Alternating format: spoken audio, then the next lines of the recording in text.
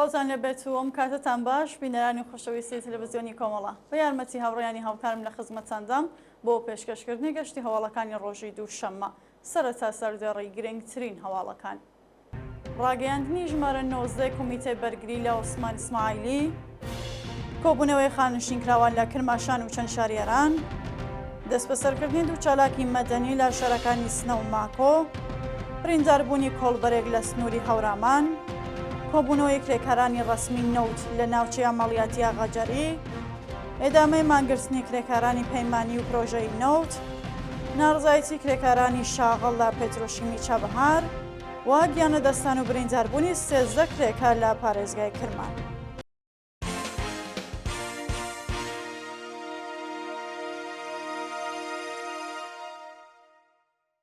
درێژە هەواڵەکان. ڕاگەیاندنی ژمارە 19 کۆمیتەی بەرگری لە عوسمان ئیسماعیلی ڕۆژی یەکشەممە 24 پوشبەر کۆمیتەی بەرگری لە عوسمان ئیسماعیلی چالاکی کرێکاری خۆشناوی خەڵکی سەقز ڕاگەیاندنێکی سەبارەت بە دۆخی تەندروستیە و بەندکراو بڵاو کردەوە. لەو ڕاگەیاندنەدا هاتووە عوسمان ئیسماعیلی لە ڕێکەوتی 5 جۆزەردانی ئەمساڵ بۆ وەرگرتنی چارەسەری پزیشکی مەرەخەسی دەرمانی پێدرا. ڕۆژی 4 پوشبەر بەهۆی کۆبوونەوەی ئاو لە دەوروبەری دڵ و سیەکانی لە نەخۆشخانەی ڕەجایی تاران نەشتەرگەری بۆکرا، بەڵام پزیشکان ناوەکەیان بە تەواوەتی خاڵی نەکردووە و ئەو چالاکە کرێکاریەیان بۆ بەشی ڕۆماتۆلۆژی گواستوەتەوە.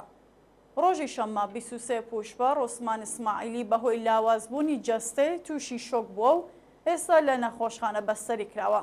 تێکشوونی دۆخی تەندروستی عوسمان ئیسماعیلی لە حاڵێکدایەکە کۆمیتەی بەرگری لەو چالاکە کرێکاریە چەندین جار سەبارەت بە بارودۆخی خراپی زیندان هۆشداری دابوو، بەڵام دەستگای قەزایی ڕژیم هیچ بایەخێک بە گیانی بەندکراوانی سیاسی نادات، هەر بۆ بۆنەوە داوای هەڵوەشانەوەی هەموو ئەو سزایە دەکەین کە بەسەر بەندکراوانی سیاسیدا سەپاوە. کۆبوونەوەی خانشینکراوان لە کرماشان و چەند شاری ئێران. ڕۆژی یەکشەممە 24 پوشبەر خانشینکراوانی تەمینیجتماعی فەرهەنگی و فولاد لە شارەکانی کرماشان، شوش، ئەهواز، ئیسفەهان و تاران بۆ جارێکی دیکە دژ بە دۆخی خراپی معیشەتی کۆبوونەوە. خانشینکراوانی تەمینیجتماعی فەرهەنگی و فولاد یەکشەممەی هەر هەفتە لە ئازبایەغ نەدانی بەرپرسانی ڕژیم بە ژیان و معیشەتیان خۆپشاندان دەکەن. خانشینکراوان خوازیاری زیادکردنی ئاستی حەقدەست بە پێهێڵی هەژاری، دابینکردنی بیمەی دەرمانی کارامە، هاوسەنگسازی حەقدەست، گەڕانەوەی سەربەخۆی بە سندوقی خانەنشینی کرێکارانی فولاد و هەڵوەشانەوەی بڕیاری دەوڵەت بۆ تێکەڵکردنی سندوقەکانی خانەنشینین. خانشینکراوان لە کۆبوونەوەی ڕۆژی ڕابردوویاندا بە وتنەوەی دروشم خوازیاری ئازادی شەریفە محەممەدی و هەموو بەندکراوانی سیاسی بوون. دەستبەسەرکردنی دوو چالاکی مەدەنی لە شارەکانی سنە و ماکۆ. ڕۆژی یەکشەممە 24 پوشبەر بەندکراوێکی سیاسی پێشووی خەڵکی سنە بە ناوی عەلی ئەڵاوەیسی و موژگان سەلمانزادە توێژەری بەهایی لە بواری دەروونناسی لەلایەن هێزەمیەکانی ڕژیمەوە دەستبەسەرکران.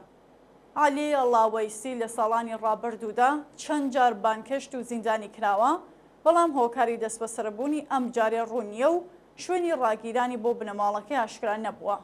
لە لایەکی دیکەوە موژگان سەلمانزادە پاش لە دەستانی دایک و باوکی بە مەبەستی پشودان بۆ شاری ماکۆ سەفەری کردووە، بەڵام لەلایەن هێزەمیەکانەوە بەبێ هۆکار دەست بەسەر و بۆ زیندان گوازراوەتەوە. گواستنەوەی دوو هاوڵاتی بۆ زیندانی نەغەدا. ڕۆژی شەممە 23 پوشبەر عوسمان دڵسۆز تەمان 66 ساڵ و هەژار دڵسۆز تەمان 30 ساڵ دوای بانکران بۆ لەقی ئیجرای ئەحکامی شاری پیرانشار دەست بەسەر و بە مەبەستی تێپەڕکردنی سزای 2 ساڵ بەندکرانیان بۆ بەندیخانەی ناوەندی نەغەدا گوازرانەوە. عوسمان و هەژار دڵسۆز لەگەڵ هاوڵاتیەک بە ناوی ئاکام خزرزادە مانگی گۆڵانی ئەمساڵ لە دۆسیەکی هاوبەش لەلایەن لەقی 102 دادگای تاوانەکانی پیرانشار بە تۆمەتی ئەندامبوون لە یەکێک لە حزبەنایەکانی ڕژیم هەری یەکە و سزای 2 ساڵ بەندکرانیان بەسەردا سەپێنرا. ئەو سێ هاوڵاتیە ڕۆژی سێشەممە 14 پوشبەر لەلایەن هێزەکانی ئیدارای سڵاتەوە دەست بەسەر و دوای 2 مانگ بە دەنانی بارەمتەی قۆرس ئازاد کرابوو. برینداربوونی کۆڵبەرێک لە سنووری هەورامان. ڕۆژی یەکشەممە 24 پوشبەر کۆڵبەرێکی خەڵکی گوندی دەرەی سەر بە شاری مەریوان بە ناوی محەممەد دەری بە چەقەی هێزەکانی ڕژیم لە سنووری هەورامان بریندارکرا. بەپێ راپۆرتی کۆڵبەر نیوز ڕۆژی ڕابردوو هێزەکانی هەنگی مەرزی قەڵای نۆچشە ئۆتۆمۆبیلی هەڵگری کۆڵبەرانیان بەبێ ئاگادارکردنەوە داوەتە بەر دەستڕێژی گولە و لا کەمیە و هێرشەدا کۆڵبەرێک بە ناوی محەممەد دەری بە سەختی بریندار و ڕەوانەی نەخۆشخانە کراوە. کۆبوونەوەی کرێکارانی ڕسمی نەوت لە ناوچەی ئەمەڵیاتی ئاغاجەری. کرێکارانی ڕسمی نەوت خوازیاری وەلانانی سەقفی هەغدەست بەکردەوە دەرهاتنی تەواوی مادەی دەی ئەرک و بەرپرسیارەتی پێرسۆنەلی نەوت وەلانانی ئاستەنگیەکانی بەردەم سەنەواتی خانەنشینی گەڕانەوەی ئۆبرە پارە لە ساڵانی ڕابردوو وەکو باج لەسەر هەغدەستەکانیان کەمکراوە لەسەر کار لابردنی بەڕێوەبەرانی ناکارامە وەلانانی جیاوازی و کۆتایی هێنان بە دەستێوەردانەکانی دەوڵەت لە سندوقی خانەنشینی کرێکارانی نەوت بوون. ئێدامەی مانگرتنی کرێکارانی پەیمانی و پرۆژەی نەوت. ڕۆژی یەکشەممە 24 پوشبەر هەزاران کرێکاری پرۆژەئی و پەیمانی شاغەڵ لە سەنعەتی نەوت گاز و پێترۆشیمی بۆ 25مین ڕۆژی بەردەوام دژ بە جێبەجێ نەکردنی داخوازیەکانیان درێژیان بە مانگرتندا. ماوەی 25 ڕۆژە کرێکارانی پەیمانی و پرۆژەی سەنعەتی نەوت لە ناڕزایەتی بە دۆخی خراپی پیشەی و مایشەتی دەستیان لە کارکێشایەوە بەڵام بەرپرسانی ڕۆژیم هیچ سەرنجێکیان بە داخوازیەکانیان نەداوە.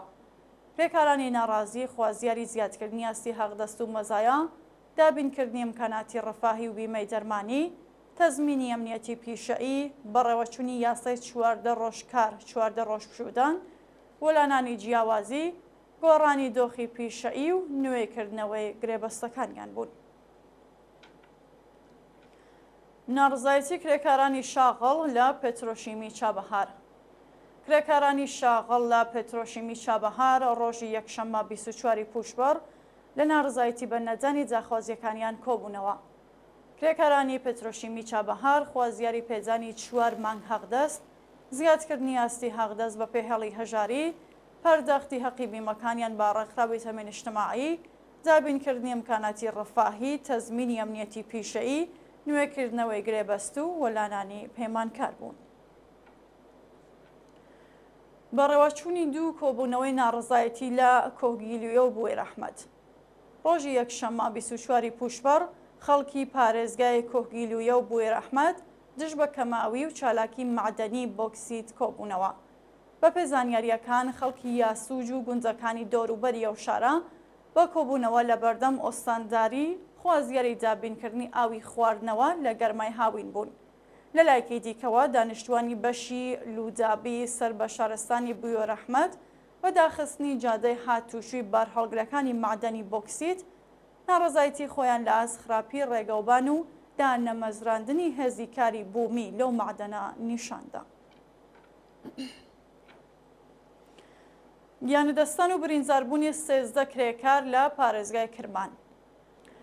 ڕۆژی یەکشەممە 24 پوشبەر کرێکارێکی کەندنی کارێز لە کرمان بەهۆی نەبوونی منی شوێنی کارگیانی لەدەستا و 12 کرێکار لە شارەکانی فاریاب و سیرجان بەهۆی ڕووزاوی هاتوچۆ و چەقینەوەی کۆگای گاز بە سەختی بریندار بوون.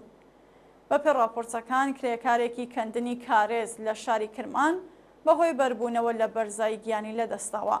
لە ڕووداوێکی دیکەدا 8 کرێکاری شاغەڵ لە معدەنی گۆنبەدی ئاراستەی فاریاب بەهۆی وەرگەڕانی سرویسی گواستنەوەیان بریندار و ڕەوانەی ناوەندە دەرمانیەکان کراون. لە لایەکی دیکەوە تەقینەوەی مەخزەنی گاز لە کارواشێکی سیرجان بووە هۆی برینداربوونی 4 کرێکار و بریندارەکان بە مەبەستی وەرگرتنی چارەسەری پزیشکی ڕەوانەی ناوەندە دەرمانیەکان کراون. کوژران و برینداربوونی 3 سوختبەر و خێزانێکی بەلوچ بە تەقەی هێزەکانی ڕەژیم. ڕۆژانی شەممە و یەکشەممە 23 و 24 پوشبەر 2 سوختبەر و خێزانێکی 4 کەسی بەلوچ بە تەقەی هێزەکانی ڕەژیم گیانیان لەدەستا و سوختبەرێکی دیکە بریندار بوو. ڕۆژی ڕابردوو هێزەکانی هەنگی مەرزی سەراوان لە ناوچەیەکە لەگان تەقەیان لە دوو سوختبەری ماتۆر سوار کردو بۆ هۆیەوە سوختبەرێک بە ناوی جەمشید گومشاد زەهی تەمەن 21 ساڵ گیانی لەدەستا و براکەی بە ناوی ئەکرەم گۆمشاد زەهی تەمەن 20 ساڵ بریندار بوو. لەلایەکی دیکەوە هێزە ئینتیزامیەکانی ڕۆژیم لە شارستانی ڕوودباری جنوب ئۆتۆمۆبیلی سوختبەرێکیاندایە بەردەستڕێژی گولە و لایسانی سوختبەرەکە لەگەڵ ئۆتۆمۆبیلێکی سەواریدا پێکیاندادا. لە ئەنجامی ئەو ڕووداوەدا سوختبەرێک بە ناوی سامان ناڕۆیی گیانی لەدەستا و چوار ئەندامی خێزانێکی بەلوچ لەوانە دوو منداڵ لە ئاگردا سوتاون و گیانیان بەخت کرد.